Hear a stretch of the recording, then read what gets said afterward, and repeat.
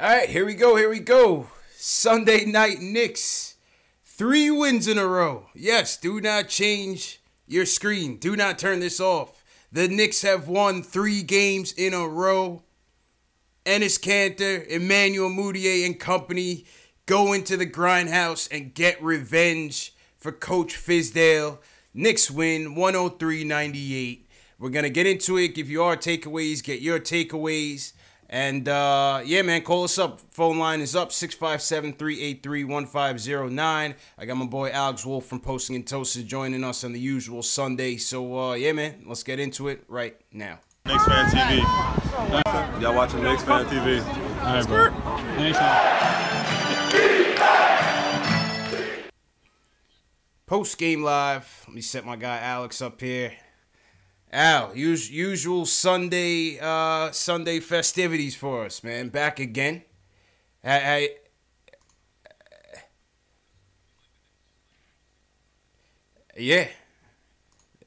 Back at it again, and in time for a 3-game winning streak. So let me hit the music. I mean, the tank talk seems to be subsiding, man. You know, 3 games in a row, 3 quality opponents, and it just seems like, you know what, we went into the grindhouse, we played their game, physical, tough, half-court game, and we beat the Grizzlies at their own game, man.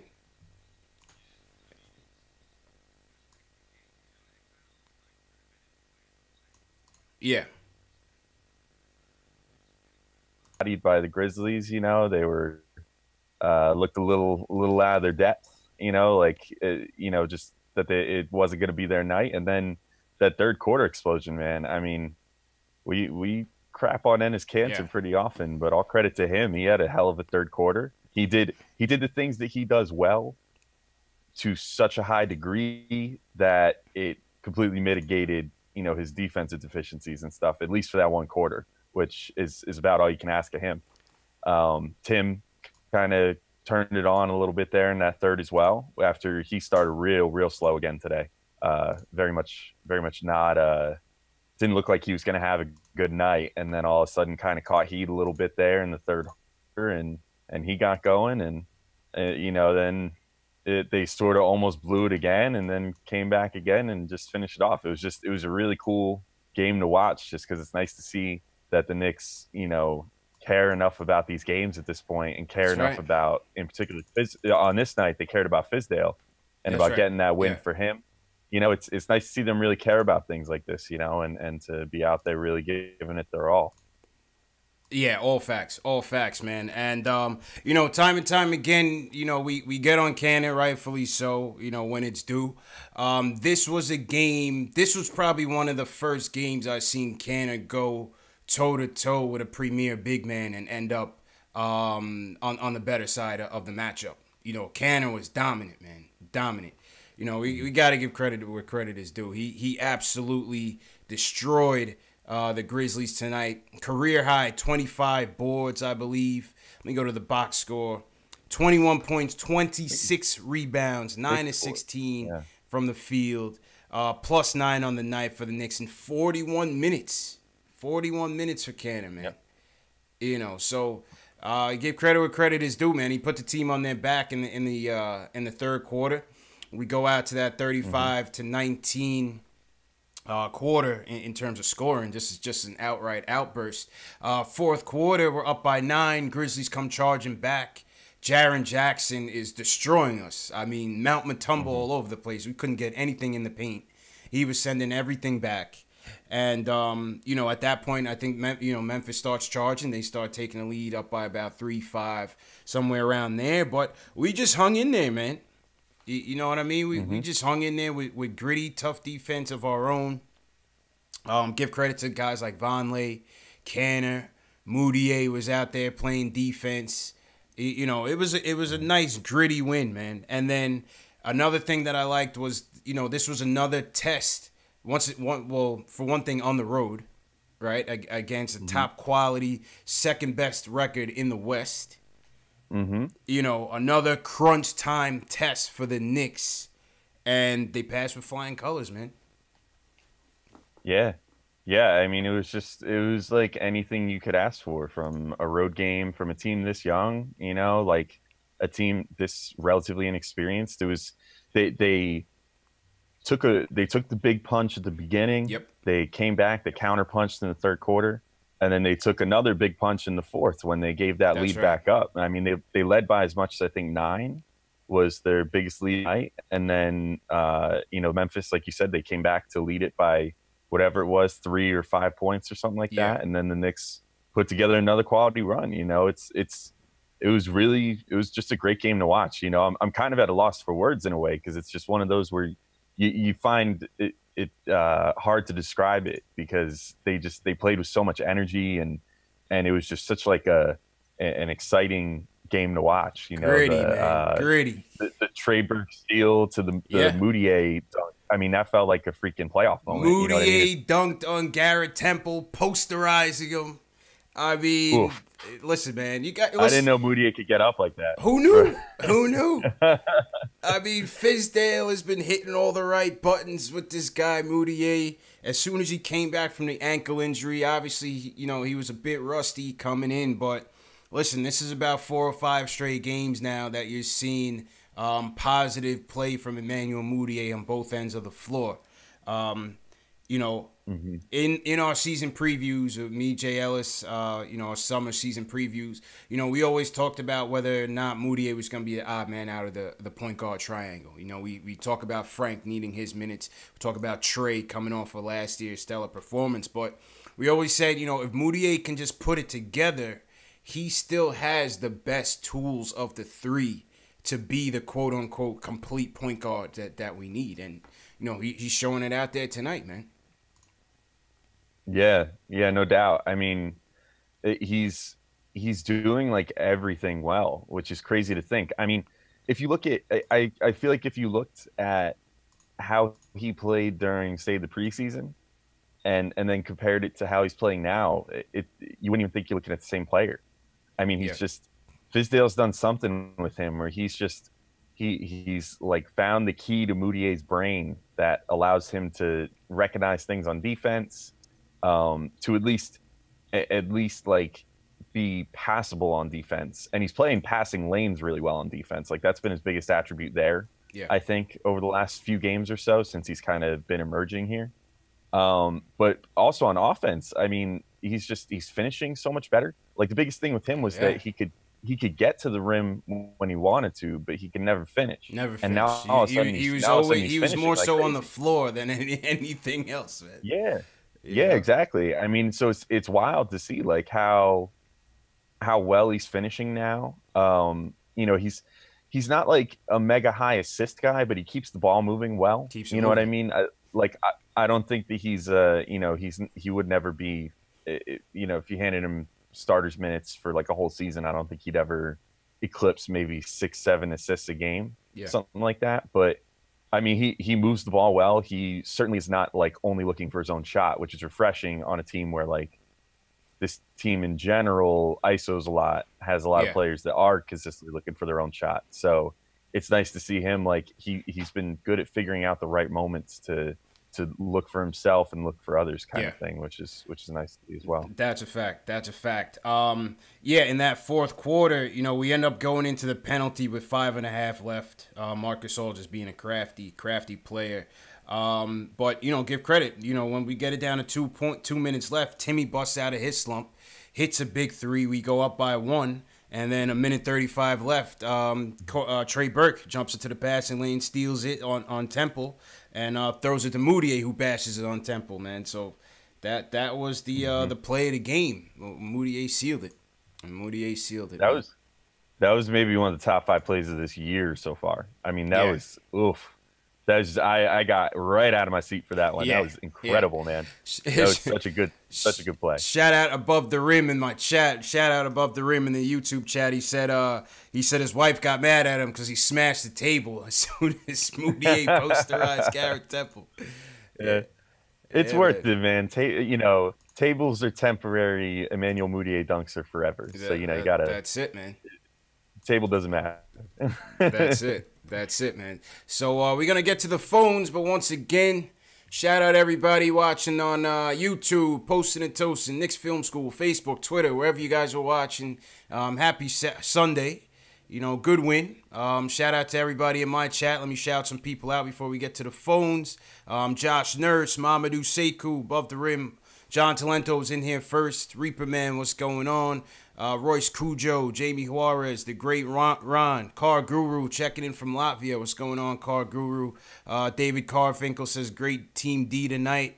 Drip Bayless says, Fizz is the Moutier whisperer. Seems so, man.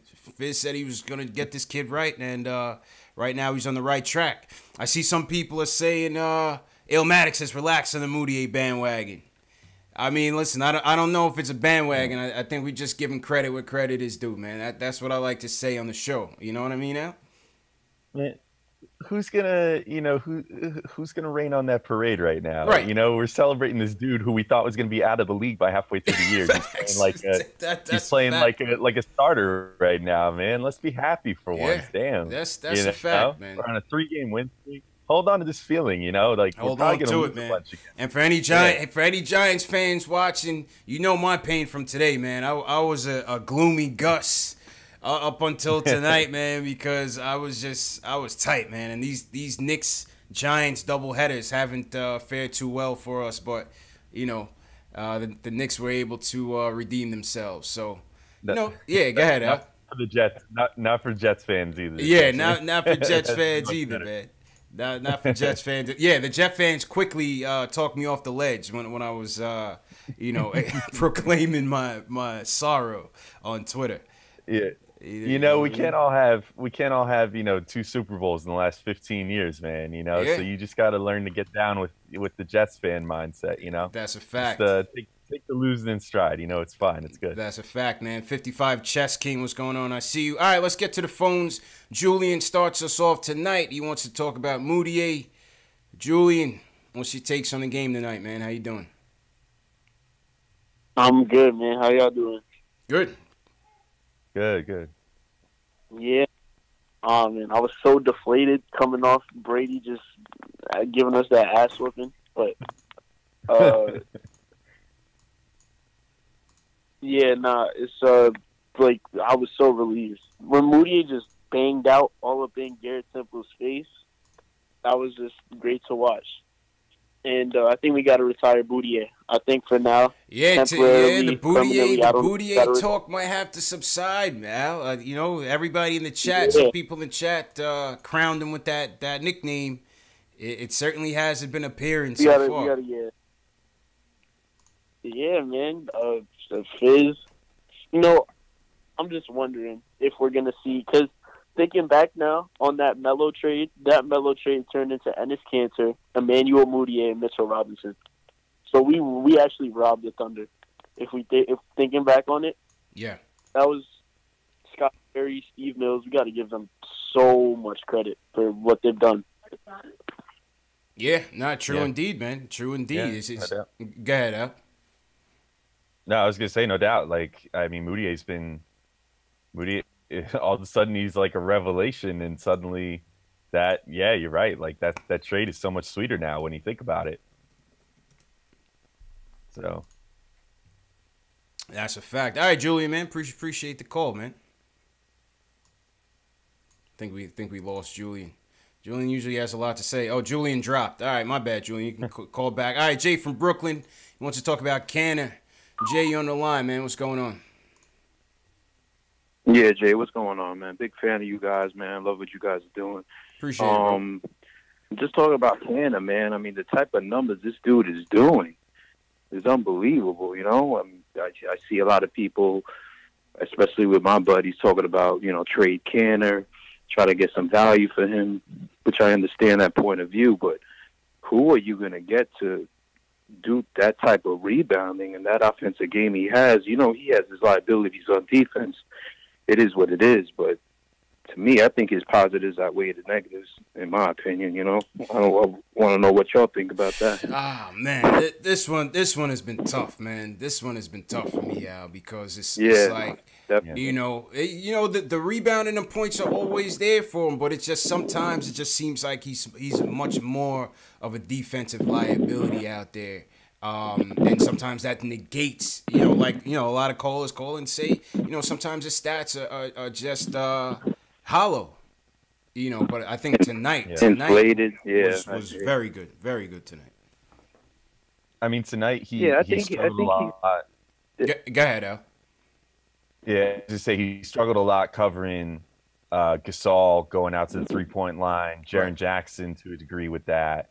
But he actually played Gasol pretty tight on the inside a few times, which was nice to see. Yeah. I think he had a pretty good block on him. I don't want to say first half. I mean, he had his moments today where it at least looked like he was trying in some ways on defense. Not all the time because he never tries all the time. And the last game too, Pelicans game too, he was trying a little bit harder for sure. But I mean, like I said before, I mean, obviously his offense and rebounding outweighed it all tonight. So true indeed. Go ahead, Jay. Yeah, that's how I feel. It's like who could you replace?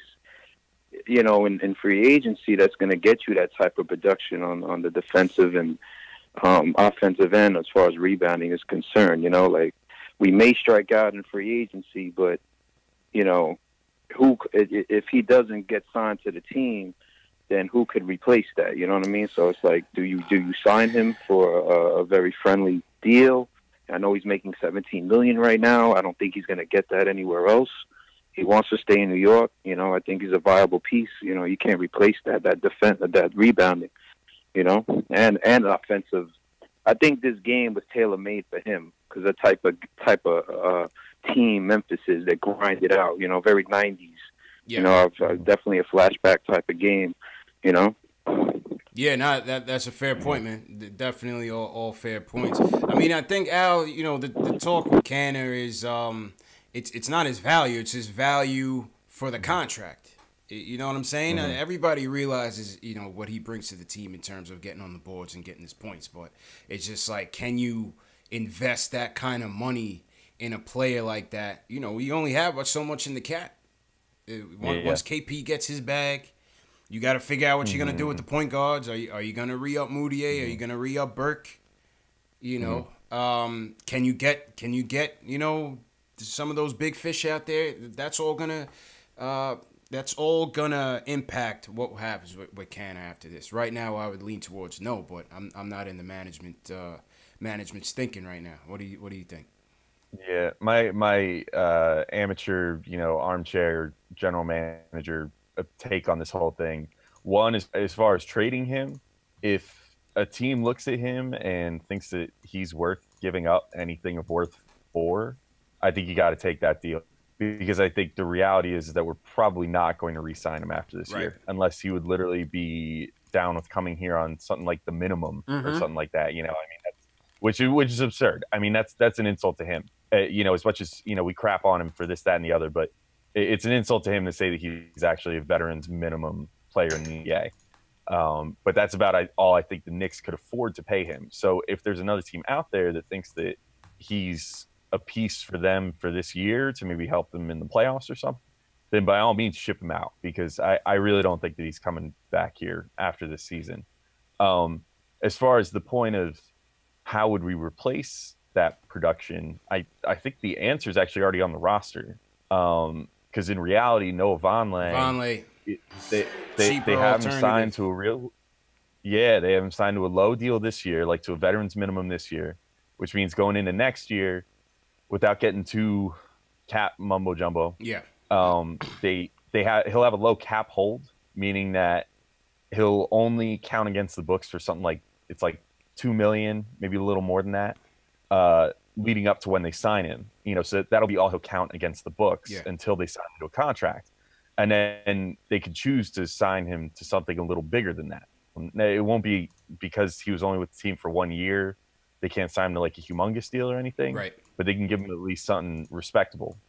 So I think he might be the answer to how you would replace Cantor's what Cantor does out there, because I would say that Vonleh is probably as good of a rebounder, even if he doesn't get those numbers. I don't think Vonleh chases rebounds quite as much as Cantor does right now. So that's, where the discrepancy between their numbers comes. But then also, I mean, on offense, he's got a pretty solid low post game.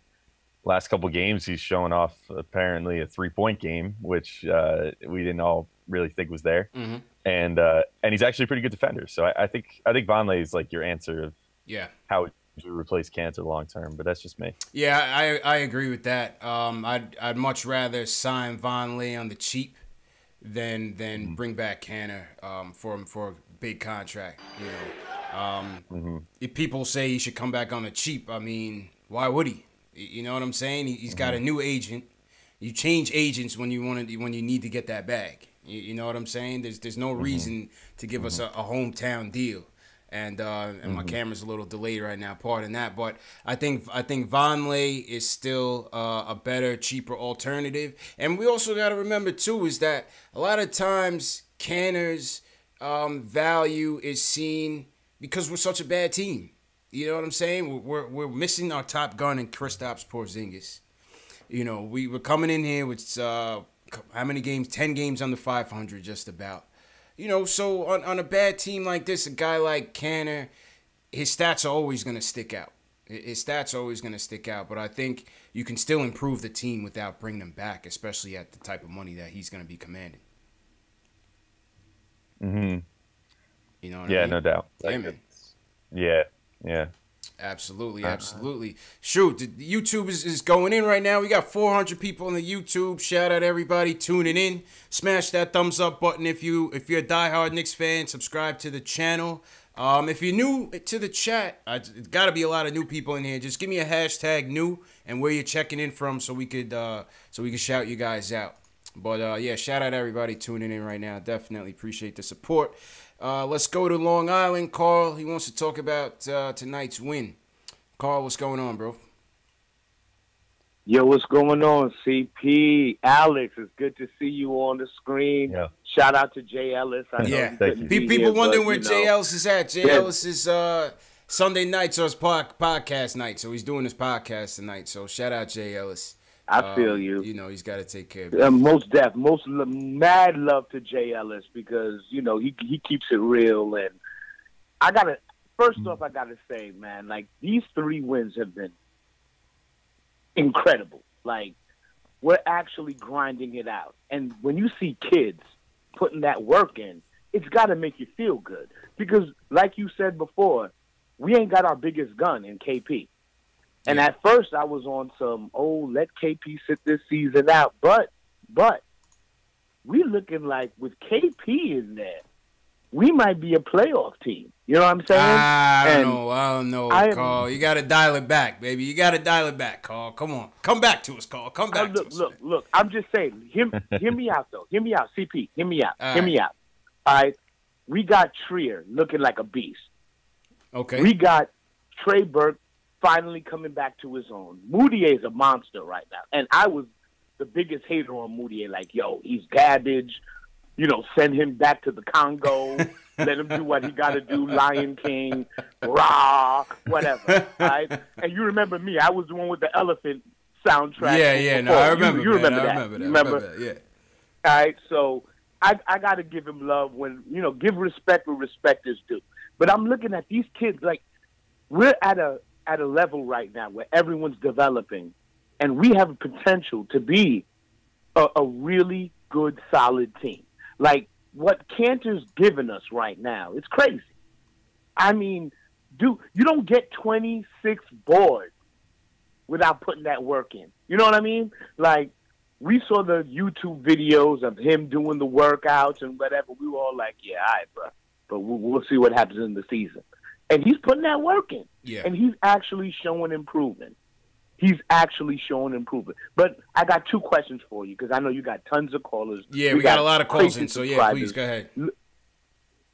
But real quick, 2 questions. Question number 1, all right, what is good with Kevin Knox? All right, like, I love this kid. Like, he's the prototypical 3 that you're looking for with his size, his shot, his handles, his ability, and the age. You know what I'm saying? But question number 2 also is we have stupid depth. And I'm worried that at the end of this season, because everybody's on a 1-year contract, you know what I'm saying? Mm-hmm. Like everybody, are we going to lose all these cats? Because I'm loving what Von Lee's doing. I'm loving what Trier's doing. I'm loving what Trey Burke is doing. Yeah. But are we going to lose all these cats? Y'all, you know, I'll let it up to y'all. Throw Appreciate it out there. Talk to the chat. Yo, shout out to the chat, too. Real quick. Shout out to But chat. yeah, Chat is let me popping know what tonight, y'all man. feeling All about right, Carl. that. Appreciate it, man. Appreciate it. It's my guy Carl from LI. I mean, Al on the Knox front. You know, listen, man. He's struggling. Primarily, he's struggling on both ends, but definitely struggling on the defensive end. He goes 0 for tonight. I think he goes 0 for 4 or 0 for 7. You know, what's your take on Knox so far? I think fans are starting to get antsy. They want to see that summer league Knox out there tonight. Yeah, and I mean, I don't know. I think he's in his own head right now. If I had to like diagnose him, it just seems like he's lacking some confidence in a way, but also trying too hard. You know what I mean? If that makes sense. Yeah. Like I think he's lacking confidence in himself in a way, but also he's shooting it almost every time he touches the ball, it seems like, on offense, which is a problem. You know, that's not conducive to winning, especially with rookie and you're not necessarily like that good yet. Yeah. So it's tricky with him. Like, and on defense, like defense tonight, I can't fault him too bad. You know what I mean? He had a real tough matchup for him tonight for the short time he was out there. He had JaMychal Green that he had to cover almost the whole time he was out there. And JaMychal Green is like a pretty big dude and definitely physically out. Yeah, that wasn't his fight. That wasn't his fight. So, yeah. So I give him a little bit of a pass for that tonight. You know, JaMychal Green was shoving him around like a rag doll, man. Like he couldn't do anything out there against him. Yeah. But yeah, I mean, I feel like I've already said this like 2 or 3 times on here. Yeah. I'm not too worried about Knox. You know, if we hit this point next year and he doesn't look like he's made improvements, then yeah, I'll worry a little bit. But right now, you know, he missed 8 games or whatever it was. So the ankle set him back. Yeah. So he has 8 less games than everybody else out there as well. I mean, he's just a little lost right now. I like to find it his way. Hopefully he does. Yeah. He'll be all right, man. He'll be all right. You know, like I said, a lot of people are looking for that summer league Knox. And, you know, we just got to realize that, this is the big leagues, man. You know, and, we see ISO out there beasting, and we see Money Mitch out there doing his thing.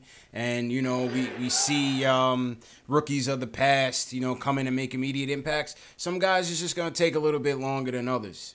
Some guys are just going to take a little bit longer than others. We got to remember this kid is 18 years old.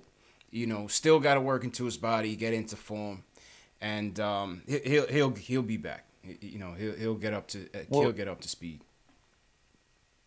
And the reality of the 3 of them, of Trier, Knox, and Robinson, is that like Trier is a revelation. I mean, Trier, like nobody could have really seen that coming. And I mean, he's just way better than anybody thought he would ever possibly be. Mm-hmm. So he's kind of the outlier. Knox and Robinson, I think, are developing about the way you would think they would. Robinson, having some trouble with fouling a little bit. But, generally his skills are easier to step right in at the NBA level and have work right away. Rebounding, shot blocking, defense, just rim running, just the general like catch and lobs, just athletic type plays. Knox's game is going to require a little more development, because they're expecting him to be like a 3-level scorer who can shoot the ball, drive, shoot from mid range, come off screens and shoot and whatever. I mean, there's a lot more to what Knox is expected to do in the game than what there is for Mitch. Yeah. And Knox is younger than him. And Knox, again, has, 8 less games under his belt so far this year. So I'm not – and with that came all that practice time he missed as well while he was hurt. So there's that to consider as well. So, if Knox is going to be developed the way that you want him to be developed, it's going to be a process because it's like – there's a lot of layers. It's to quote like one of my favorite movies, Shrek. He's like an onion, you know. He's got layers. He's got layers. He's got layers, work. man. It's good. That's a good analogy, man. Shout out to Shrek. That was a good movie. Yeah, man. Shout out to everybody in the chat. What do you guys think about this Knox situation? Have you bailed on Knox? Or are you still gonna be patient with Knox? Let me know what you think in the comment section below. Let me shout out some more people before we get back to the phone. Shout out Smith Jr. He's new, checking in from Syracuse. David Garfinkel, new from Manhattan. The Great Ron, new from Brooklyn. Kenyon Chapman from Brooklyn. Adam Feltz from Brooklyn. BK Heavy in here tonight. Sid Leonard, he says he's new. Sid, I seen you in the chat before, man. But shout out to Sid. He's from Uptown Harlem. Shout out Harlem. KB, new from Australia. We got some international folks in here. Shout out Australia. My Sugar, he's new from the Boogie Down Bronx. Shout out Boogie Down Bronx. One Take is new. Shout out One Take. Yeah, man. Who else? Joseph Fisher. Shout out Joseph Fisher, man. Welcome everybody in the chat. Just smash that thumbs up button for you boys and subscribe to the channel, man. Subscribe to the channel. Once again, this is the post-game show for the fans, by the fans. We do this after every game. Get your takeaways, give you our takeaways. We're going to do our player ratings in a little bit. See who shined in tonight's win. And, yeah, man, let's go back to the phones. Let's go to Anthony in Washington Heights. He wants to talk about the roster. Anthony, what's going on, man? Hey, what's up, fellas? What's up? How y'all doing? How you feeling, bro? Good. I'm all right, man. I'm happy for the win, but I'm a little disappointed in the minutes that Knox, Frank, Mitchell got. Yeah. Knox got 7 minutes. Mitch got 17. Frank got 13, if I'm not mistaken. And I think Fizz really wanted to win this game, so I think that's why he seems sat so. him on the bench. That starting unit went real deep into the third, and most of them stretched into the beginnings of the fourth. That starting unit got a lot of minutes in that third. Oh, yeah, and I'm sure that had a lot to do with it. He wanted to pull this W out. Yeah. But we got to get these players developed. And Knox is going to be all right, man. He's a kid. He's a baby. He's 19. I feel like everybody forgets that. Yeah. He has so much room to develop, and you can see the potential. You could see it. And he did it in Summer League. Summer League, at the end of the day, you saw what he could do. Facts. My second thing I wanted to ask you guys, who do you think we should cut when it comes around time with Trier's contract? With Trier, I feel like that's going to be an interesting situation. So that's coming up, I believe, December 5th out. Let me know if I'm wrong on this. Yeah, I think it's soon. I think that's the date. It's right around there. Yeah. Yeah, I mean, I think the majority opinion right now is to try to see if you can get Cornette on that two-way deal, cut Cornette and re-sign him on that two-way, and just give ISO his deal. I think that's what do you think, Al? That's pretty much the majority thinking. Yeah, right, I think I floated that on here. I don't know, a couple weeks ago or whatever. I think that's the most likely solution to that good problem to have. That you're not going to be able to keep Trier here as a two-way player. That man should never set foot in Westchester. Yeah. So, the second his eligibility expires, I would sign him up to the NBA, and then I would cut Cornette and sort of have a handshake deal to just sign him right up to a two-way deal. And because clearly, I mean, it's not even like Cornette's getting playtime, and it doesn't seem like he's really a part of the plan as far as the quote unquote like young guys go. Yeah. So put him on a two-way deal, then he could get some run towards the end of the season again. Maybe try to audition for either an NBA deal with the Knicks again or an NBA deal with someone else, whatever. But I think that's probably the best solution. Absolutely, and that sounds good. He balled out yesterday in Westchester. Yeah, Cornette's been beasting. Mm-hmm. Oh, the playing time is good for him. If he's not going to get it here, you might as well continue to try to get something out of him down there. Maybe you can come up here and be a little stretch for. And one last thing, CT, man. These Giants, man, killed me today.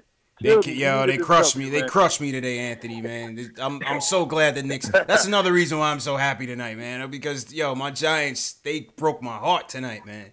They broke my heart today, man. We had it in the bag, bro. Had it in the bag against our arch rivals, man. Yeah, appreciate it, Anthony, man. And I hate to cross over into sports, man, but this Giants coach got to go, man. He's a bum. And that's all I'll say about that, Al. That's all I'll say about that. Let's go back to the phones, back to basketball. Walter in LI wants to talk about Noah Vonleh. Walter, what's going on, man? Oh, what's good, y'all? Just want to say, finally, 3-game win streak. 3-game win streak. We doing some things. Mm-hmm. Yep. Yep. Noah Vonleh was really hooping tonight. I wanted to say about like when Kristaps comes back, though. Like when he comes back, about like his minutes and everything. I mean, I guess you think Fizdale probably gonna probably let him earn it, or you think he's just gonna go ahead and give him the GP because he's Kristaps. I mean, once KP comes back, I mean, it depends on how slowly along they want to bring him. But once they come back, he's in. He's in there. I would assume they're still gonna put him on a minutes restriction, but I don't see nothing about him earning it. Nah, he's gonna be in there. You see them like run like some 4 or 5 between them, because I know Kristaps. I remember him saying that he really prefers the 4, but I'm like he was still like kind of like still getting into his NBA, still getting in there. He's still young. So I'm thinking about like probably running both of them, because the way he was playing tonight, the way he moves, his feet, and he's shooting. He don't care who he's playing up against. I'm like, bro, like he should be starting. Like he needs to keep on playing because he's winning. Like when he's playing, we winning. Vonleh you talking about, right? I really liking his game. Yeah, for sure. Yeah, I mean, listen, I've been impressed with Vonleh, man. When he first signed, I remember when we did the live stream to talk about the signing, and everybody in the chat was clowning him like, this guy's trash, blah blah blah, and he hasn't panned out thus far in his career, but he's coming in here, he's playing tough on both ends. So we got to give credit there, Al. What's been your take on Vonleh, Al? I mean, pretty much just what you said. I think there were glimpses that he could maybe be like this, and not quite as good as he has been so far. I mean, he's definitely exceeded expectations, but there was tape and stats and whatever that could have told you that he's a good rebounder, decent enough scorer, that he could go out there and a pretty good defender, so he's definitely been outplaying what we thought he could be. As far as when KP comes back, like I actually think KP and Vonleh would probably play pretty well together. I think. I mean, if you remember, it's a while ago now in Knicks years, but if you remember from KP's rookie year, Robin Lopez, he played pretty well with him, and I think Vonleh is similar in some ways to Lopez. He's a good rebounder, but not necessarily not like Cantor in the sense that he's like strictly looking for his own board, but he's also he's just kind of doing team box outs, that sort of thing. Pushing the ball up, he brings the ball up. He's not afraid. Yep. Yeah, exactly. And I mean, I think that he and KP could actually play pretty well together. I think just so. because Vonleh's proven to be a capable defender as well. Yeah. So if Vonleh gets pulled out to the perimeter, he's not totally useless. Yeah. Which means that Vonleh can follow somebody out to the perimeter, and then KP can hang back for that block down low. Which Very is kind of where man. He thrives is as a rim protector. Yeah, I like Vonleh's versatility for sure. Yeah, definitely. So I mean, I think there's and to answer the question about KP also, like earning playing time or whatever, I know that Fizdale has like very much like a tryouts sort of vibe to the season this year, where everybody's just trying out and trying to earn their spot and all that. But realistically, like there are 2 guys on this team that does not apply to or seem to not apply to, and that's Tim Hardaway and Kristaps. KP. Yeah, Timmy and KP, they got carte blanche because they've earned that right at this point. KP, when he comes back, whatever they say he's good for, I mean, he'll come off the bench to start just because that's just how it's going to have to go, because he's going to be coming back from a major injury and rusty, all that crap. But the second that they feel that he's ready to rock, like he's good to go to start or whatever, he's out there. He's starting, period. Like that's a no-brainer. Factuals. Walter, appreciate the call. Let's go to Doc Ross in Atlanta. He wants to talk about Moutier. Doc, you are on the line. What's going on, Doc? Yo, what's going on, CP, man? Yo, appreciate the call, man. How you doing? Yo, first off, did you see the dunk? Oh, of course I seen the dunk. Hell yeah. Oh man, more so than the dunk, I was happy how, I was happy how Burks. Yeah. I was happy how he's pumped up for his own man. You know what I'm saying? And that's what we needed, man. So I was happy. A couple of weeks ago, I was like, yo, I'm getting a Moody 8 jersey if he keep playing like this. Yo, I'm about to put that thing on order tonight, man. You owe too, Doc, because you were the first Moody 8 hater I on the show. owe, you know what I'm saying? So that's my man for right now. Right? I like the game, right? Like, at times, right, like, when they was down, I thought that, like, it was the refs taking the game away because this was a bad officiated game. The officiating was all no over the matter how place. You put it. I The thought officiating was all over the place. Exactly. You know, but I think, you know, one thing that's upsetting me, right, I have no problem. I don't even have no problems with Canada tonight, right? My problem is, why are you giving Dotson DMPs and you putting Hazonia out there? You cannot have this dude out here, man. If there's anybody that should be let go, it's this dude. You know? Yeah. It's like, I wonder, like, do you guys think that they just playing him because he's like Scott Perry? Wasn't he Scott Perry's project in Orlando or something like that? He was, yeah. I mean, Al, what do you think? I mean, I think it's just Fizdale, you know, going through his tryouts once again, seeing who's who and what works. And you can't play everybody, you know. So Dotson hasn't played 3 straight games now. Hazonia didn't close the game. We went with the 3 guards. We went with Moody 8, Burke, and Timmy to close the game along with Vonleh and Canner. What's your take on the Dotson situation? I think like what Fizdale's trying to do right now is figure out what all these guys can bring to the table. My theory, hopefully correct, and you know, if it's not, then I don't know what to say about this. But my theory is that with Dotson, he's already figured out as in Dotson, right? And so he's still using his 20 to 25 game figure it out period here. We're at what today, 21st game of the season, right? Yeah. Mm-hmm. So we're now at about the quarter way point. So if over the next like 3-4 games we don't see Dotson again, or if after the next 3-4 games we don't see Dotson again, I might get a little worried. But Fizdale's been good about sticking to his timeline so far. So I would think we'll probably start seeing Dotson again soon. I just think that like Fizdale figured out what he has in him. He's got a good defender who can shoot the 3 ball, good on cuts. You know, it's all the dirty work stuff that nobody likes to do. And I think now he's trying to be like, okay, well, let me see Hazonia and see if he does have anything to offer. Yeah. And if not, Hazonia will probably be getting the MP. Yeah. I think so as well. And Doc, appreciate the call. We got a lot of calls in tonight, so we just got to keep it real short. So I've been having to cut people off. Nothing intentional, nothing personal, but you guys understand. What do you guys think in the chat, though, about the whole Hazonia, Dotson situation? Because another thing that's going to be happening, Courtney Lee is on the way back. So you can expect this guy's certain minutes are going to get impacted, including Dotson, including Hazonia, including Kevin Knox. Maybe even ISO. I doubt ISO because I think, Fizz really likes ISO. But we got to play Lee, right, Al? I mean, we got to play him if you're going to trade him. Yeah, that's going to be tricky too. That's going to be tricky just another guy. I do think they need to play Lee for sure when he comes back, because the biggest thing with Lee is like you want to try to trade him, like you just said, but last year was a career year for him, and he's 32 now. I think he was 31 last year, I think, so he must be like 32 now. And that's like, it. Courtney Lee got to be older than that. I don't know. Let's check that. No, out. I think he's 32. Okay. Let me check. Hold up. Fact check. Yeah, Let's see. check. How old is Courtney Lee? Google. Courtney Lee. 33. I'm sorry. 33, I had him okay. one year young. All right. So he's 33 years old. At any rate, he just had a career season last year. So, teams got to see that like he can still maintain that, because a lot of times guys, if they have a career season in their 30s, it's like, well, that's an outlier because we have 10 other years to tell us that's not who this guy is. Facts. So you got to get him out there, prove he can still shoot 40% from 3, prove he can still do all those things that he flashed last year. So yeah, got to showcase. Yeah, definitely. Yep. Got to make sure that teams know that he's for real still. Yeah. I feel like we've been trying to trade this guy for the last 2.5 years, and we just can't do it.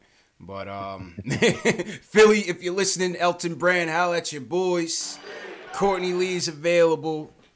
And there's nothing against Lee. It's just, we're trying to build something here, and we're just going in different directions, and we got to try to get his salary off the books to get a little bit closer to our future goals. So Courtney Lee's on the horizon. People in the chat, let me know what you think about this whole Lee situation. How do you think it's going to impact the Knicks? Whose minutes do you think it's going to be impacted the most? And do you think we should even be playing Lee? Some people say, why play him at the expense of the youth? But, like I said, we got to fatten him up and to ship him out of here, man. That's just how it goes.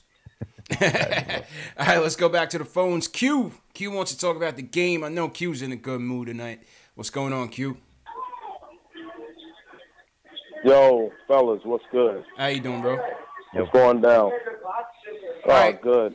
Hey, man, feel good. I'm watching the game again. You know what I mean? So it's a good feeling. It actually feels like a team now.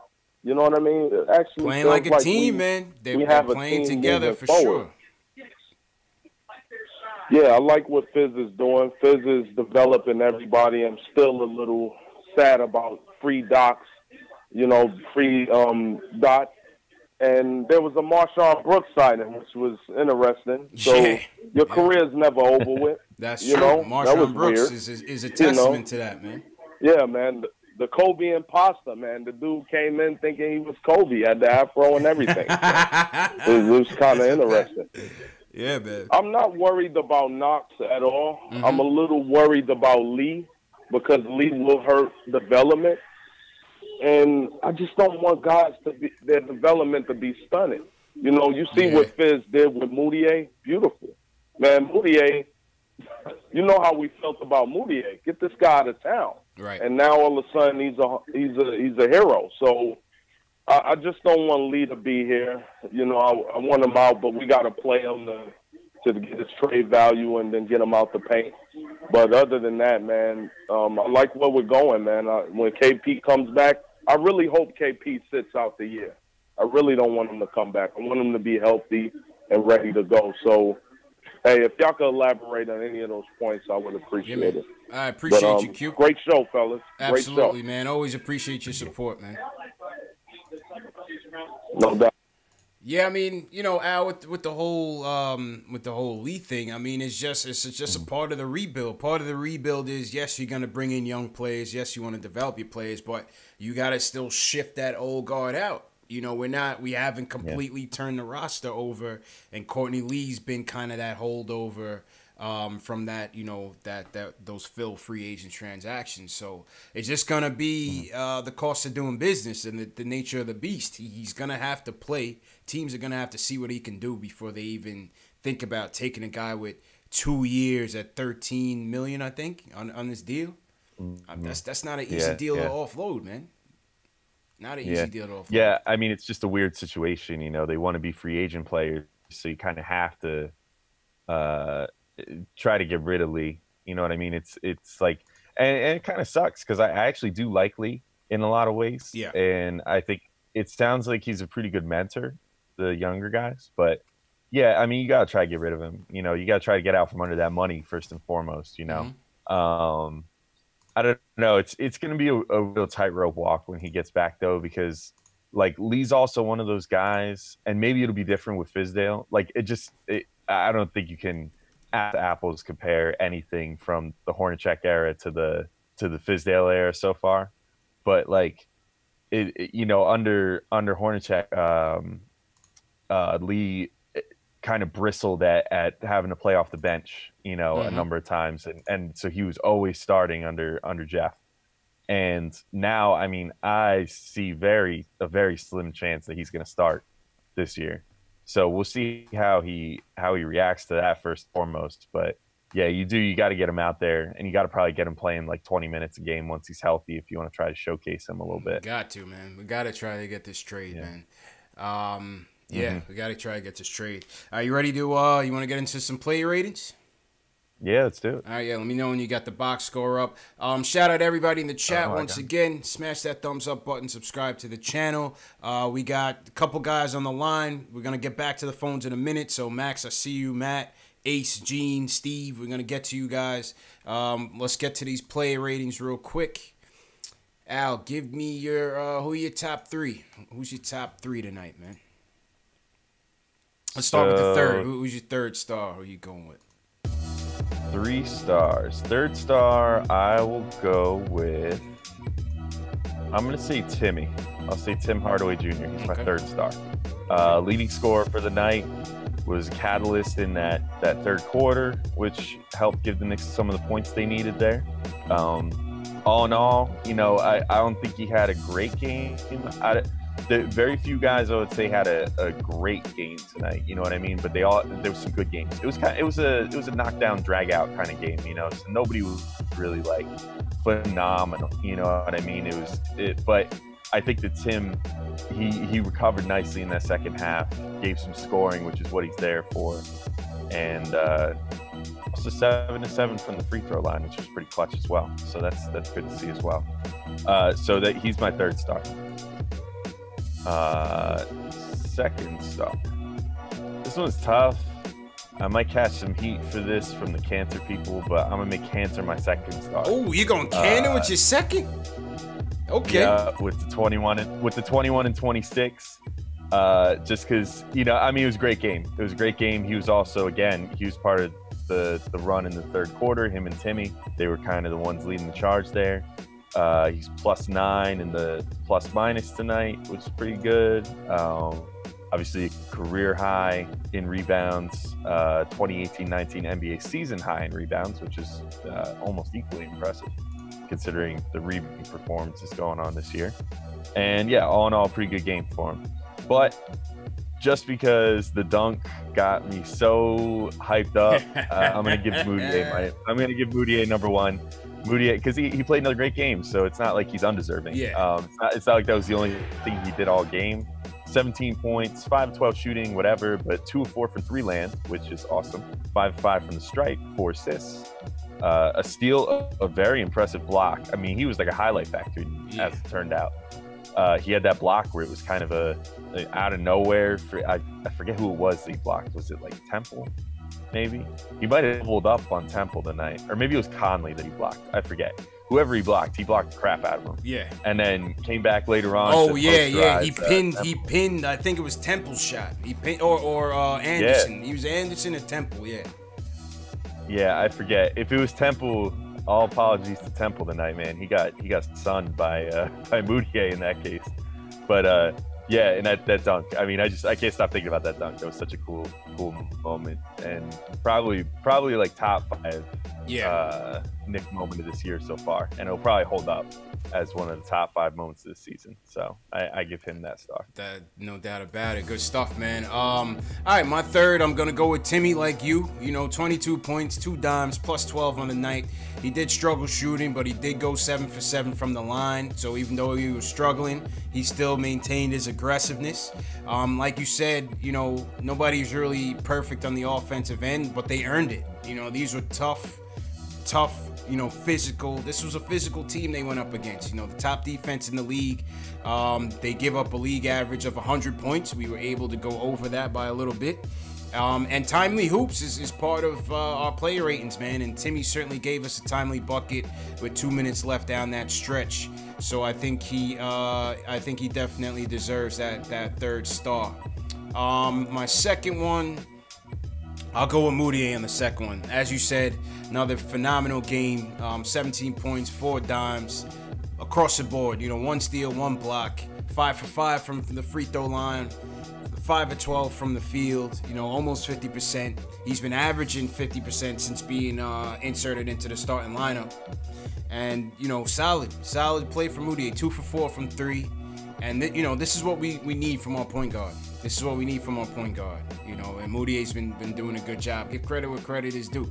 We're not ascending him into all-star caliber, but we appreciate the games that he's been playing. He's been playing good. He's been playing well. So Moutier gets my second star. First star goes to Cannon. 21 and 26, 9 of 16 from the field, 41 minutes, +9 on the night. He battled. There was a grind in the grindhouse, and we wouldn't have gotten this W without him. This was a night where his stats really shine bright, and that 26 career high for him. Shout out to Cannon, man. Monster game, man. Monster game. So with that being said, what's your player ratings for these guys? What's your player ratings for Tim, Cannon, and Moutier? Let's see, Tim. Does Canner earn your 10 tonight? Does Canner earn your 10 tonight? No, I'll never make that mistake again. 'Cause I'll never catch that crap again. You know, I gave him a relative 10 one time, and now it's the joke here now. So I'm never giving another 10. He got the one and only. All right. Forever. Okay. Unless Porzingis daggers someone in a game 7 or something, then I'll give him another 10. Let's see, Cancer. I will give. Let's say I'll go high. I'll give him a 9 today. I'll give him a 9 as well. Quality of opponent definitely has to be taken into consideration. Yep. Quality of opponent and how he kind of rebounded there, and pun intended. Rebounded there in the second half where he kind of was struggling a little bit, getting his shot off in the first half, and he came out like a man possessed in that third quarter. You know, pump fakes around the rim. Yeah, I mean, he was in a mode. Yeah, he was in a mode today where, like, if you got him within 5-6 feet of the rim, there was like no shot that it wasn't going to go in for a little bit there. True. So yeah, definitely, I think he's deserving of that 9. All right, Tim, I'm gonna go a little low. Probably relatively. I'm gonna give him like. I'm thinking 6.5, but I feel like I should give him a 7. Somewhere between, we'll say a 6.75, just because that first half was pretty ugly. I mean, granted, he was being covered. He was being covered very tight, but you can't forget about that first half when you're judging the whole game. That's true. But he was a catalyst. Definitely was better than he was a good player tonight. Yeah. And I give Tim a 7. I thought that 3 with 2 minutes left, it was clutch. It was a clutch 3, even though he was shooting poorly, as you said. But that 3-pointer gave us a 1-point lead in the game, and that led to the Moutier fast break steal on that next possession. So, I give Tim a 7. And what about Moutier? Moutier, I'll give it 8.5 because that dunk was worth the extra half, and then the 8 is for the rest. Yeah. Just and I've already gotten into everything. I love how he played tonight. Yeah, so I agree with that. I think he's really good. I gotta say, I was kind of a Moutier booster before that draft with Porzingis, so I've been feeling very good and vindicated lately by him playing so well. So it's been nice. It's been a good turn of events lately for me. You feel like you're redeemed. Him doing well. You feel like you're redeemed. A little bit, yeah. I mean, I feel like before the preseason. I mean, by the end of the preseason, I was basically ready to give up on him. But before the preseason, I was like, look, let's just give him one more shot, whatever. And like people I talked to, whatever, were like, there's no way. Like, he sucks. Like, look at his numbers. Look at how he plays. He's freaking awful. And I was like, I know, but I want to believe that he can still be good. So I feel pretty good about the fact that he's now finally figuring it out. I like the kid. I'm glad to see that he's doing well now. Yeah, man. Same here, man. Same here. All right, and that was the player ratings. What do you guys think at home, man? What were your player ratings for these guys? Moutier, Timmy, and Canner. Who are your 3 stars? Who are your player ratings 1 to 10? Leave a comment in the chat. From what I've seen so far, it looks like the chat is in agreement with us tonight. Yeah, they're not killing you tonight. They're not killing you for the 10, man. So good job. All right, good. Yeah, it's always good to see. I like being loved here. Yeah, you're getting the player ratings down, Pat. You're getting the player ratings down, Pat, man. I gave a 10 to somebody the other night. I think it was Trey Burke. The Celtics game you had to, right? Yes. It had the Celtics one, right? Yeah. I gave Trey a 10. I gave Trey a 10. My first 10 of the season went to Trey Burke in that Celtics game because he was lights out, man. That was worthy. Yeah. That was a worthy cause. Mm-hmm. Did you see the speaking of Trey Burke, did you see the picture of Trey Burke's grandpops rocking Jay Ellis's tees at the Thanksgiving dinner table? Did. Yeah. That was awesome, man. Man. He's big now. Yeah, those shirts are cool, man. I gotta buy one for myself. Early Christmas gift. Facts. Jay Ellis still supposed to send me my shirt. Jay Ellis, send me my shirt, man. Yeah, I can't decide what player I want, man, because there's like 3 or 4 I really like. I can't decide which one is my favorite. Yeah. Nah, shout out Jay Ellis, man. Definitely shout out Jay Ellis. We had ISO's aunt was in the chat last Friday night. Friday Night Knicks. ISO's aunt joined us for Friday Night Knicks. So the family's certainly tuning in, man, and some of the players as well. So That's been good to She see. was just on Hard Knicks Life, I believe. Yeah, his mom was on Hard Knicks Uh-huh. Life. His mom was on Hard Knicks Life for sure, man. Yeah. That's so funny. The chat's laughing at me. I told you about the Burke 10. They call me Tack. All credit due. They call me Tack. Call me all the way from Hawaii. And because I gave Burke a 9 originally, and Tack called me all the way from Hawaii, and he was like, it's a 10. And was convincing with it too. So shout out to Tack. And shout out to everybody in the chat, man. Definitely smash that thumbs up button. Hit that subscribe button for us. If you are a diehard Knicks fan, this is definitely the channel for you. CP here from Knicks Fan TV. My man Alex Wolf from Posting and Toasting, one of the top Knicks blogs out there in the stratosphere. Definitely check out his writing. Check him out on Twitter as well. That's my guy, man. Appreciate you, Alex. How much time you got left, Al? We got a couple more calls in the ducket here. Just let me know how you looking on time. Dude, whatever. I got time. All right, cool. I got time. All right, cool. So back to the phones as we wrap up. Let's go to Max from the Bronx. Max, what's going on, man? You want to talk about these winning ways? What's going on, bro? What's going on, CP? What's going on, Al? Yo. Good, man. How you doing? I'm all right. I'm all right. It's crazy. So, I don't know what this Knox thing is. Maybe because Doncic is playing so well, people want to try to bash Knox. Knox can't even get in a rhythm. How can you get in a rhythm if you're only playing like 6 minutes? How do you do that? It's impossible. You know what I'm saying? So I don't know what this thing about why people so hard on him. It's like the Knicks fan base want people to be bust so they can say they're right about something. Like, you cannot get in a rhythm in 6 minutes. Now, for the winning ways, right? I feel a little weird about it. I'll be honest with you. I would be 50 times happier if we were winning with Mitch, Schreier, which we kind of are, Vonleh, Frank, and Knox. I would be 10 times happier because it'll be like, okay, the young guys are growing and they're doing what they're supposed to be doing. But, I'm like 31, right? So I've been watching the NBA for a very long time, right? And there's a thing called contract time and contract year. And when this contract year, certain players play a lot better than they usually would play. And there's 2 players specifically who are in the contract year. And those players are named Emmanuel Mudiay and Trigger Trey Burke. So, me personally, and Al and CP, I want you to speak on this. Do you really believe it?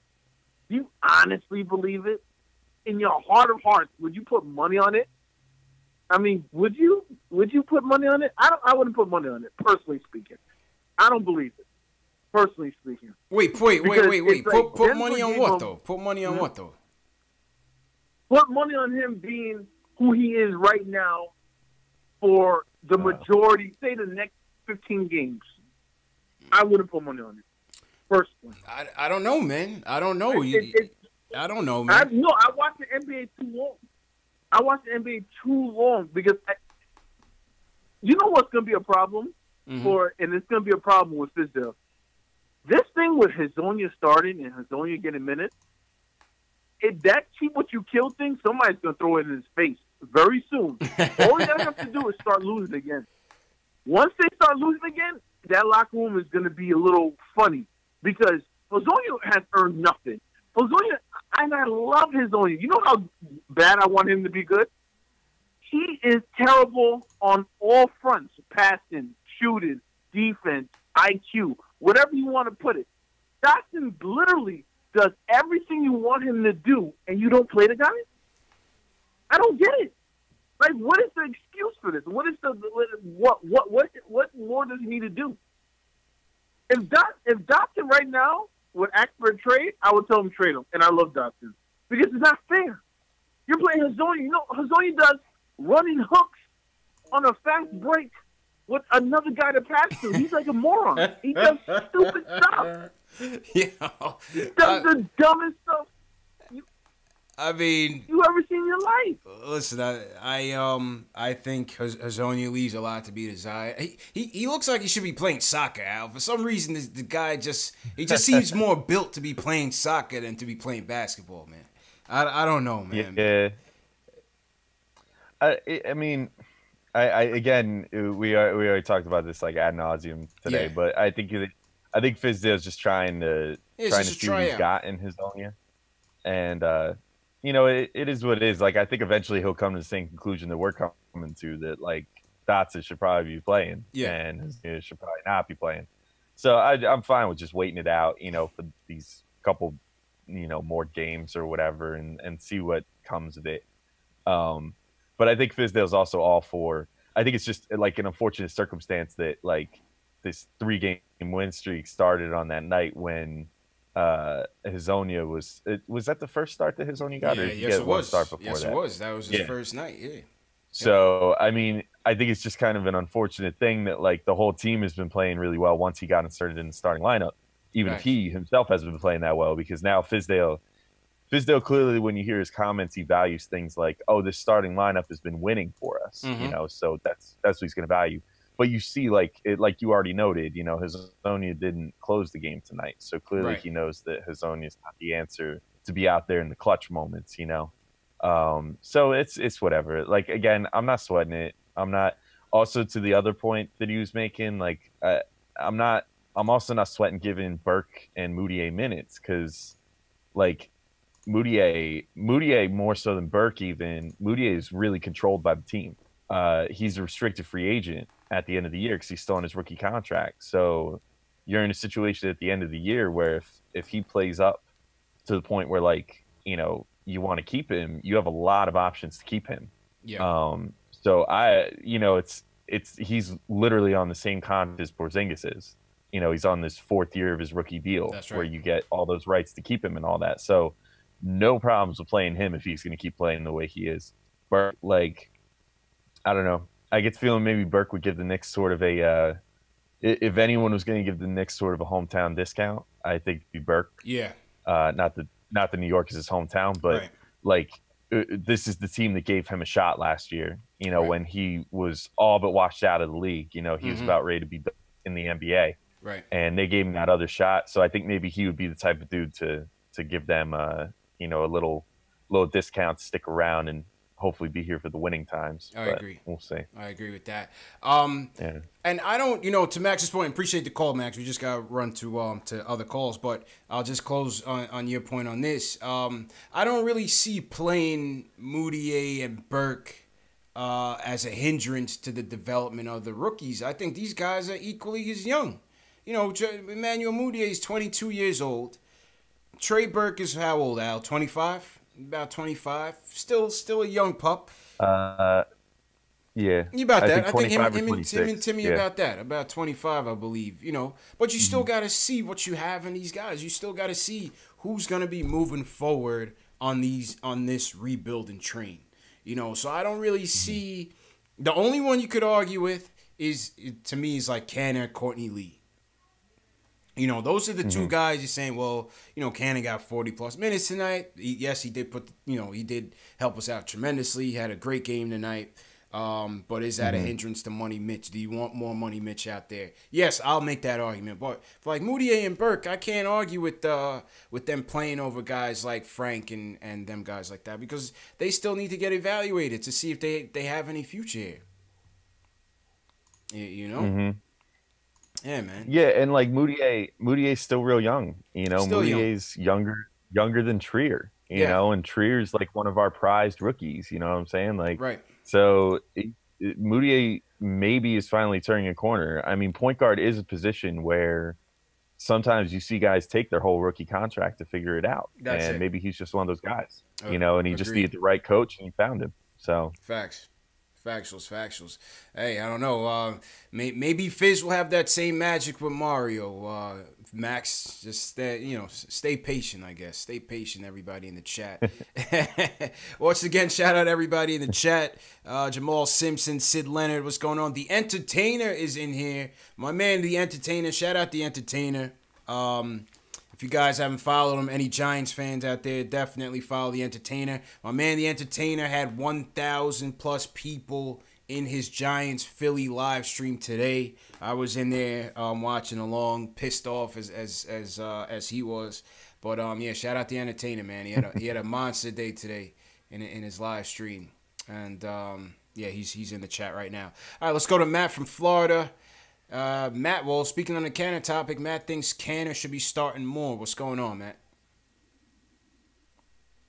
Hey, thanks for taking my call tonight. First of all, I want to talk to the young bucks in here. I'm an old school Knicks fan. I'm 45, okay. So I've watched the Knicks through the 90s. Excellent. When defense was a premium. That's fact. That's a fact. The Knicks, to me, tonight held a team below 100 points. Yes, they did.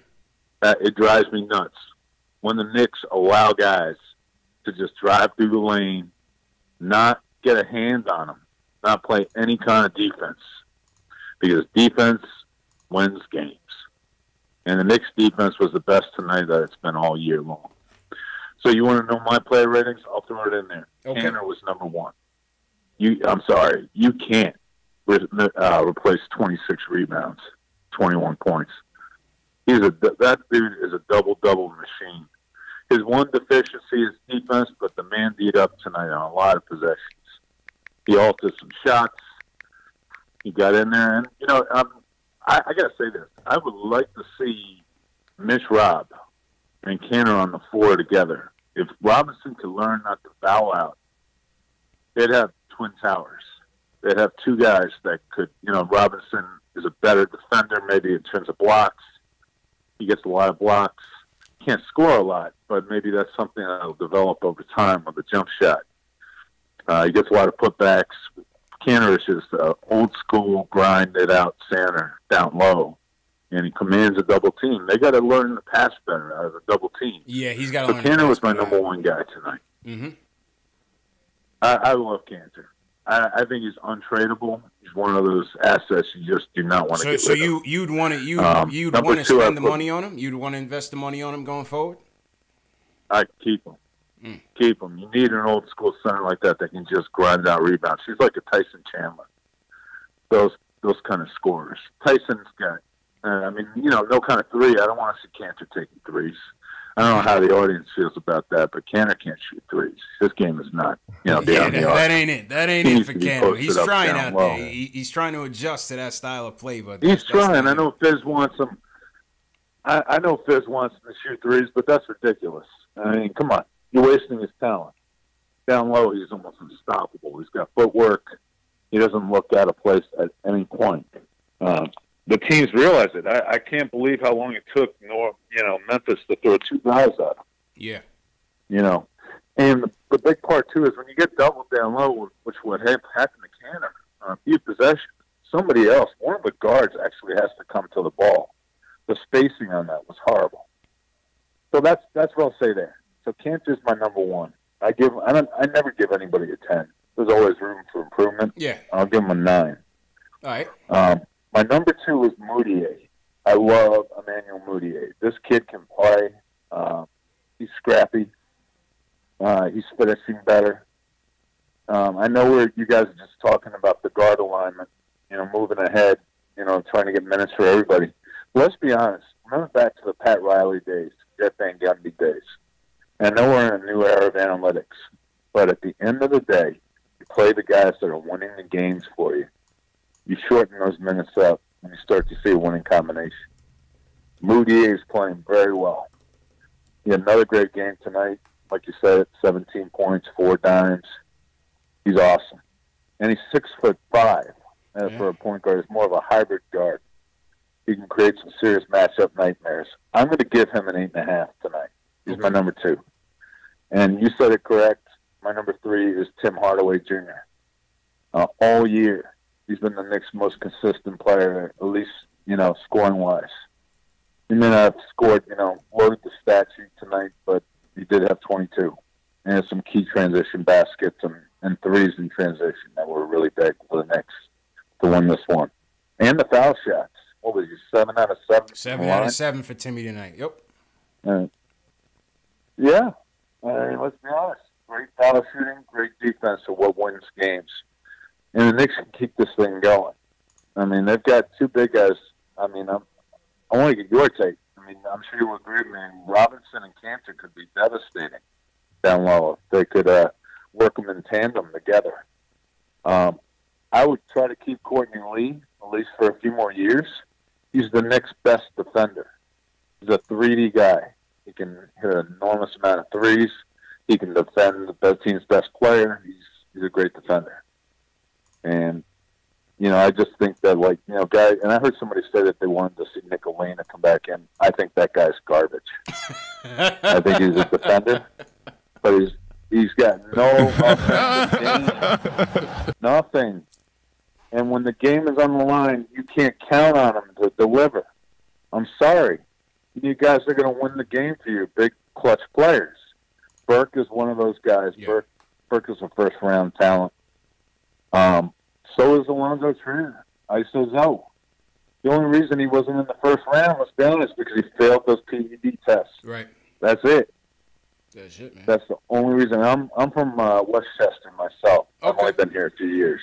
All right. So I've been watching Knicks basketball. I live, breathe this team. I love the team. There you go, man. Well, yeah, we definitely appreciate the call, Matt. Yeah, I think this is your first time calling, man. Definitely appreciate you calling back as well, man.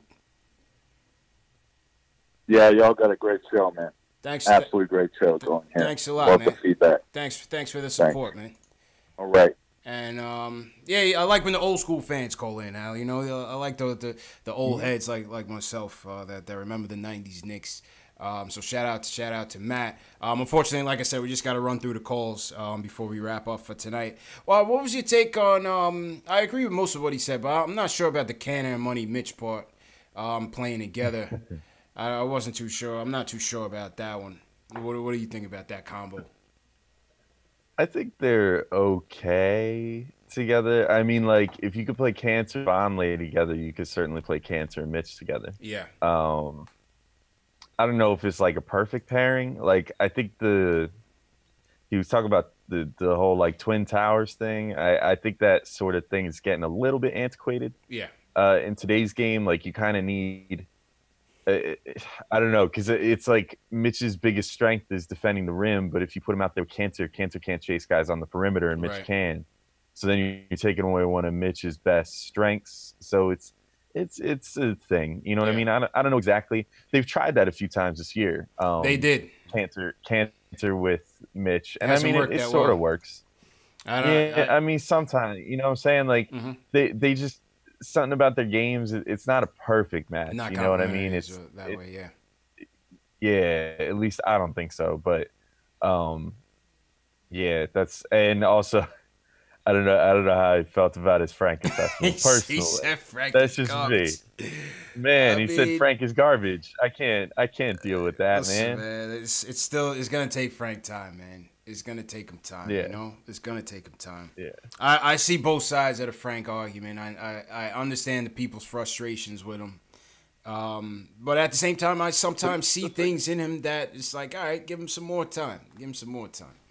Let him cook. I mean, he's younger than Mitch, all things considered, too. That's the biggest thing that I keep going back to is, like, people treat Mitch with kid gloves of, like, oh, he's young, he's fouling, That's blah, true. blah, he's learning. That's true. But it's like, hey, you know, Frank's younger than him. Well, he might be a second-year player, but yeah. But see, the thing is, Frank, for his whole career, Frank will never be able to shake the Donovan Mitchell connection, the Dennis Smith Jr. connection. He's never gonna shake that, and that's gonna be to his detriment for his whole career, no matter what he turns out to be. You know what I'm saying? Because offensively, he's never gonna be that stud like they are. Those two. You know what I'm saying? And that's always. However. Yeah. However, Dennis Smith Jr. is never going to be defensively with Frank. Right. So. Right. And right now he seems like a mental case. Yeah. I want no parts of that guy. I still don't understand how people like cheerlead for Dennis Smith Jr. I want no parts of that guy, man. Yeah. You know what I mean? Yeah. No doubt. All right. Let's run through some more real quick. How you doing on time, man? I'm fine. All right. Cool. Yeah. All right, we had a couple people waiting for a while, so I just want to get it through. All right, Ace from Queens wants to talk about the tank. Ace, what's going on, man? Are you angry about this win? Hey, what's up, man? Shout out to y'all for answering this call, man. Absolutely. Yeah, man. I'm never mad about a Knicks win. I'm never mad about a Knicks win. Knicks gotta definitely show what they could do. They definitely have to show the talent that they have in these young boys. That's why I hear guys talking about playing like Cantor, maybe more minutes. Nah, you can't Mitchell, man. Let these boys audition. I don't know if y'all talking about future or y'all talking about right now. But if you're talking about right now is the future. You got to play them boys. Because really and truly, the only way we're going to get that little draft pick, I say a lottery pick right now is better than being the 6th seed right now. We're not this year. I don't think we're a 4th seed, home court advantage team this year. Not at all, right? We're nowhere close. Not at all.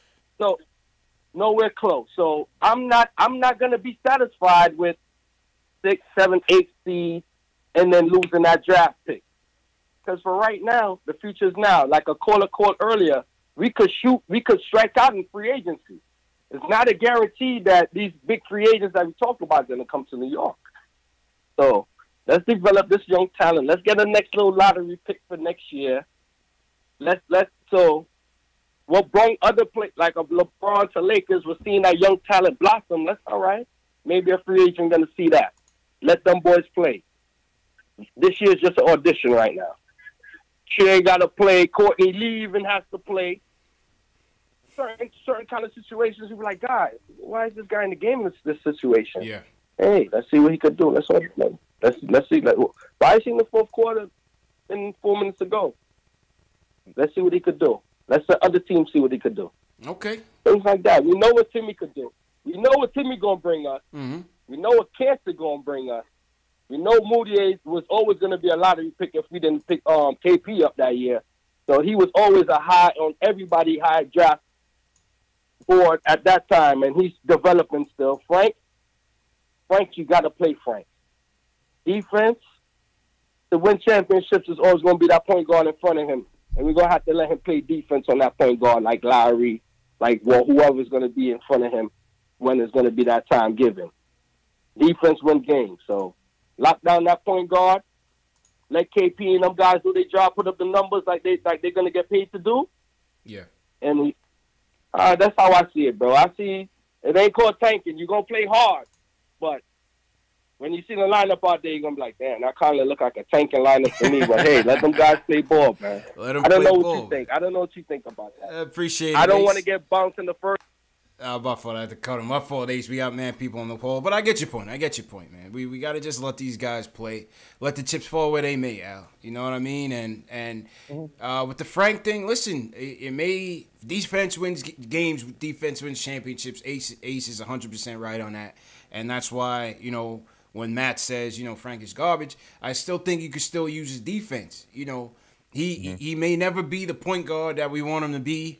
He may be somebody else. He may be a weak 3, but a strong defensive player. And maybe that's what it is. But I still think he can still be of value to us. And I think he'll continue to be that way as he matures. Oh, yeah. Yeah, I mean, of course he has value. Yeah. There's always value for a defender. I brought this up, I don't know when, some other Sunday in the last month or so. Mm-hmm.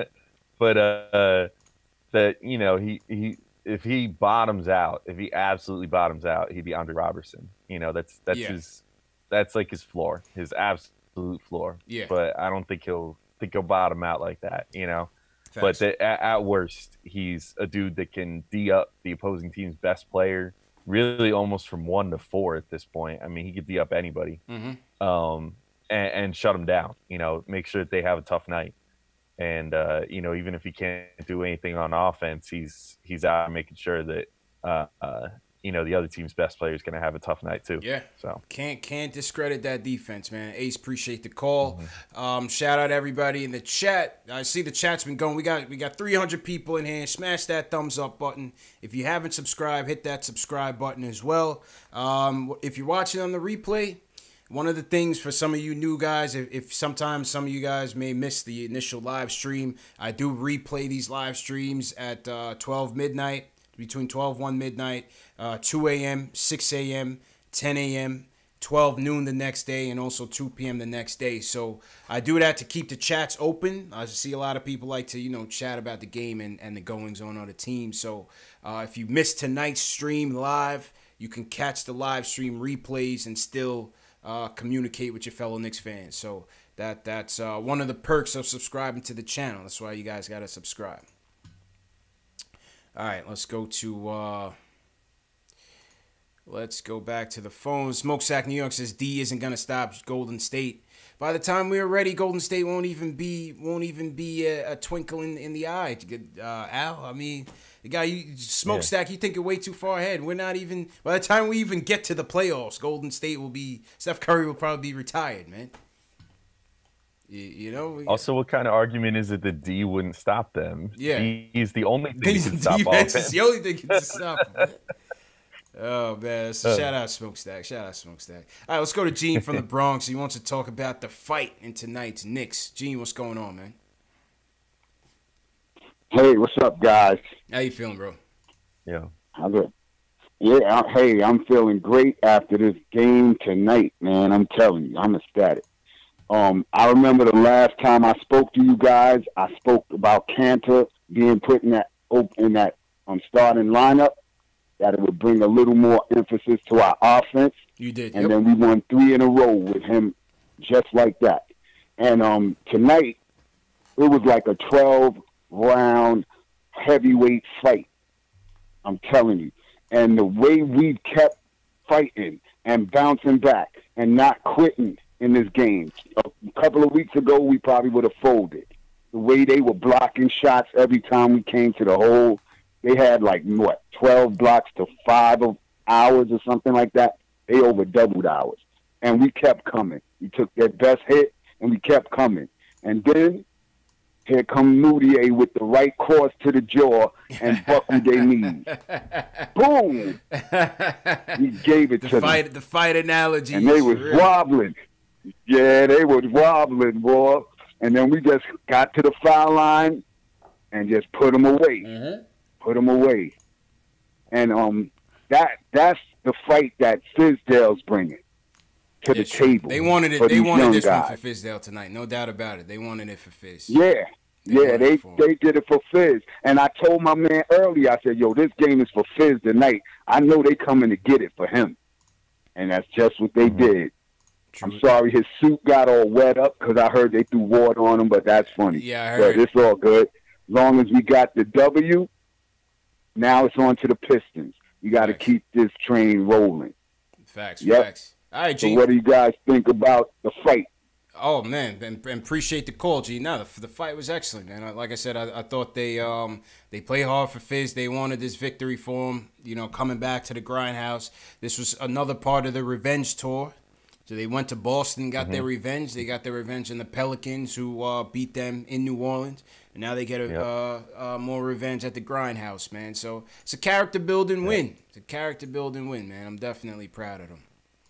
Definitely proud of them, man. Yeah, and it was cool to see Fizdale got kind of emotional post-game as well. Talking with the reporters and stuff.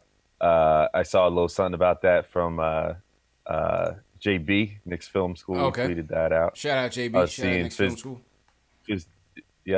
Fizdale got a little emotional after the game, talking about how the players all said they were going to do it for him. Nice. And, win this game for him against the Grizzlies. So that was cool to see, man. Yeah.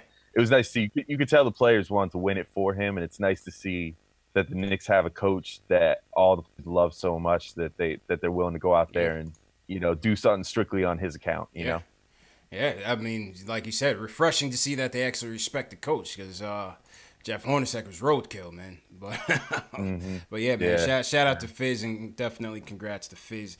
Alex from Westchester, he wants to talk about free agency. Alex, what's going on, man? Yo, how you guys doing tonight? Appreciate you having me on. Appreciate it, Al. What's going on, bro? Yeah. Well, before I go into free agency, I heard that comment about Frank. I've been talking to my boys. I think Frank is floor Tony Allen kind of player. That's a championship player if we're blessed to get there. Mm-hmm. But in terms of free agency, I'm just curious, both your opinions. what happens if we don't sign a Klay Thompson, a Kawhi, a KD? Yeah. What would you guys do if you were the Scott Perry and Mills from New York? What would you do the next 2 off seasons? Keep going. Keep going. You know what I'm saying? I mean, obviously, Al, you got coming up, you got AD, you got Greek Freak. You know, I don't like chasing these free agent dreams. You know, we've had our hearts broken already. LeBron, the whole summer LeBron thing crushed me because I really thought he was coming to the Knicks that year.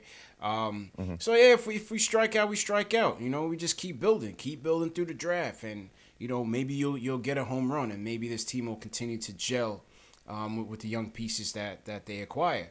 You also you may be in a position one day to strike a trade. You know, a sign and trade or package up some of your young assets. You know, maybe a Knox and an ISO might get you a big time player that might be the missing piece that you need to take that final run. What you think?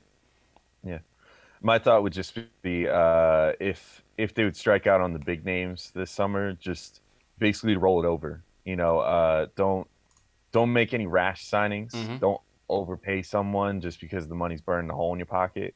That's the biggest thing I would say, and you know, just kind of almost do it like how the Lakers did it this offseason. Yeah. Like they got LeBron, but they had another maximum slot that they could have given to someone else, and instead they signed a whole bunch of dudes just on 1-year deals. Once they realized that they weren't getting George, or they weren't going to trade for Kawhi, or you know, things of that nature, and they knew that money wasn't going to get used in any way. For on like a big name, like on someone worth the money, then they just sign a bunch of guys to 1-year deals. That would kind of just be my solution. You know, just don't go out there and splurge on someone who's not worth it. Don't panic. Yeah, no doubt. So that would be what I would say. Just kind of roll it over.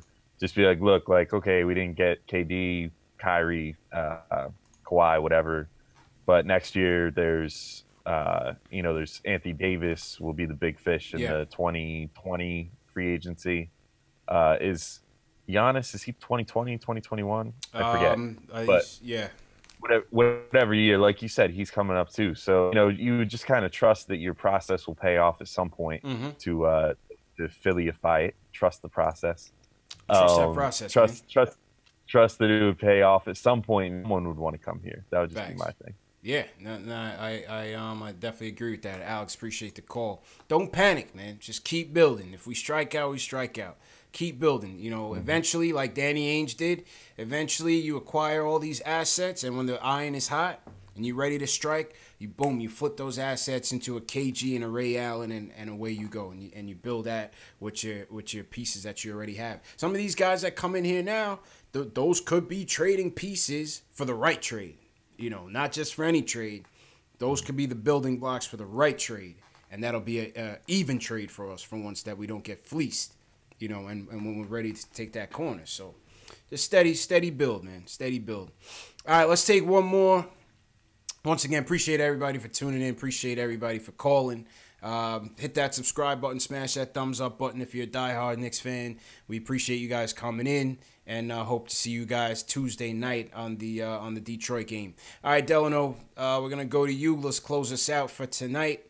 Delano wants to talk about the game overall. It's my guy, Delano. Only right that you close the show, man. Yo, appreciate it, man. What's going on? Salute to everybody in the chat. Salute Alex. What's going on? How y'all feeling tonight? Hey, good win, man. Feeling good. Absolutely a great win. Look, I'm gonna be honest with you. The caller from Westchester, the old school Nick. I disagree with that. For one, Frank is still young and still developing, and again, he's learning the game from the European style, you know what I'm saying, to how we play in the NBA today. So again, you got to exercise some patience. It wasn't that long ago we was writing off Moutier. Oh, trade Moutier, cut Moutier, Moutier's trash.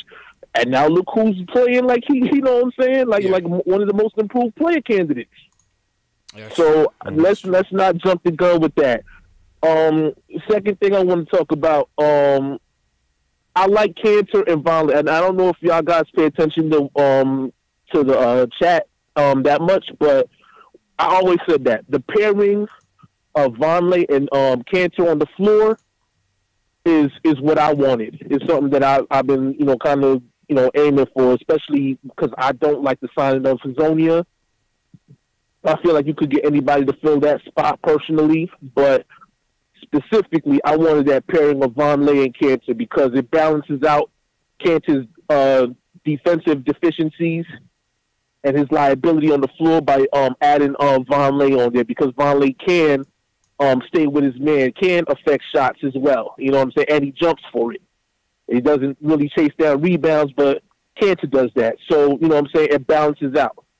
But if y'all seen J. Michael Green tonight, now maybe I can see why I've been saying the whole time that specific name of what I wanted in a trade with, you know what I'm saying, as far as if we could give up Lance Thomas or even Lee and get J. Michael Green on our squad. Because look at what he did in just a short amount of time coming off of that fractured jaw situation.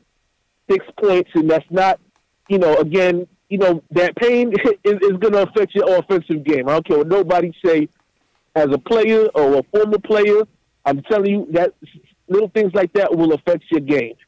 But still, 7 boards, 2 blocks, you know what I'm saying? He affected the game and made it difficult for Vonleh. Yeah, he's a tough player. You can't. But imagine having him on the floor with Mitchell Robinson coming off the bench. You know what I'm like? That is a scary idea. That is a scary thing for other players. So if we was able to pull that trade off, I'm all for it. You know what I mean? But Moutier and that dunk, man, crazy. I was out of my. It is funny because I came outside on my break to catch the end of the game, and I saw that, and I just jumped out my seat like, yo, he got one. That's it. Yo, Moutier. That's all it is. That's all she wrote. Moutier put the icing on the cake, and Delano, appreciate you as always, man. Moutier put that icing on the cake, absolutely, man. What more can we say, man? What more can we say, Knicks fans? 3 wins in a row. The tank has been put on ice for a second, man. I don't know. Where's the tank? Where is Knicks tank right now? Where in the world is Knicks tank right now? I don't know. The tank is stalling. The tank has stalled out, man. The tank is stalled out, man. But yeah, man, listen, we just gotta roll with it, man. Like I said, I don't root for losses. Obviously, in wanting to upgrade the talent on this team, I won't cry when they lose, but I'll be happy when they win, and especially 3 straight quality wins. This is another quality win, and you got nothing else but to be proud of. Again, you know what I'm saying? So with that being said, my guy Nick says we got to hit the music. So we'll hit the music for Al. I'm going to put it on your screen. If you want to close out, promote yourself. Appreciate you once again, man. Alex Wolf, Sunday Night Team. Hey, man. Love to have you on here, man. Love to have you on here. But go ahead and close out, man. Yep. So, happy to be here again. I'm Alex Wolf. I'm on Posting and Toasting. That's SB Nation's Knicks blog, so postingandtoasting.com. Catch me on Twitter at @TheAlexWolf, ALEXWOLFE. Catch me also on Twitter on @PTKnicksblog. That's the Posting and Toasting Twitter account. And, as usual, that's about it for me. But, happy to be on here, man. I'm loving this little, Sunday tradition we got going on. Sunday tradition, man. The Sunday tradition that's been going well, man. And appreciate you once again, Al. And for everybody watching, for everybody tuning in, hey, 103-98, Knicks win. 3 straight wins in a row. What more can you say, man? Tonight we had almost 500 people in the chat tonight. Goes to show you, when the Knicks win, listen, man, people are proud of this team. We had so many people coming in from worldwide. Shout out to everybody that was tuning in from wherever you were from. We had somebody as far as Australia tuning in. Had a lot of new callers. Shout out to all the callers that called in. Apologies to those who we couldn't get to tonight. It's a long show, man. We got to keep things running. But make sure you guys follow me on Facebook, Instagram, Twitter. Knicks Fan TV. You could always find me on any one of those platforms. I'm always talking Knicks. Smash that thumbs up button for your boy. That's the best way to support the channel. Subscribe, hit that thumbs up. And leave a comment in the YouTube. If you guys are watching the replay, leave a comment in the replay. I'll get back to you. And if you missed the live stream tonight, the next one will be back on about 12:30 a.m. Eastern time. After that, it'll be 2 a.m., 6 a.m., 10 a.m., 12 p.m. Eastern, and 2 p.m. Eastern. So the live chats will be up and going if you want to talk about the game and recap with your fellow Knicks fans. So let me shout out some more people in the YouTube chat real quick. Shout out to Dark Shadow Media TV, appreciate it. Reaper Man, appreciate it. Godzinga's team. Will Cushman, always appreciate you. Nick Reyes, appreciate you, bro. Blah, I don't know. See you later. Jamal Simpson, appreciate it as usual. SS Television, always in here, man. One of my regulars. Keith Sinclair as well. Call me Tack, all the way from Hawaii. Shout out Tack. Flacco, I see you, Flacco, on Instagram as well. Shout out Flacco. John Talento, first guy in here, appreciate it. Mateo914, appreciate it as well. Anybody I missed, nothing personal, always appreciate the support. Like I said, man, I'll see you guys Tuesday night. Knicks Pistons, join us back here after the post-game show. Let's see if we can keep it rolling. Can we make it 4 in a row? Let's see, man. Alex Wolf, appreciate you once again, man. Always appreciate your insights, bro. Yeah. Of course, man. Yeah, happy to be here. Yes, sir.